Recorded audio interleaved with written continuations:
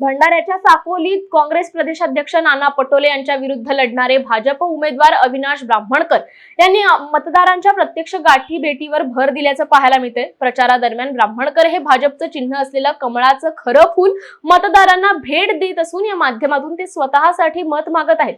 अशा प्रकारे भाजपच्या उमेदवारांना प्रत्यक्ष कमळाचं फूल देऊन मत मागितल्याचं पाहायला मिळतंय।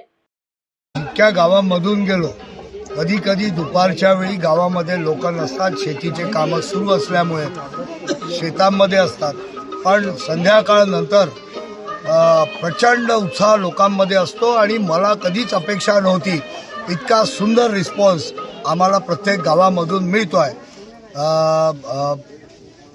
बंडखोर उमेदवारांचं असं आहे की त्यांच्याजवळ नावं आहेत की बा हा त्यांच्याबरोबर आहे, हा माणूस त्यांच्याबरोबर आहे, त्यांच्याजवळ नावं आहेत पण गावं नाही आहेत किंवा हे 4 गावं त्यांच्याकडे गेले, 60% आहेत, 20% आहे, काहीच नाही आहे, फक्त काही नावं ऐकू येतात की हा त्यांच्याबरोबर जुळला म्हणून, पण गावं नाही आहे। काय विश्वास आहे कमळ यावेळेस परत फुलेल?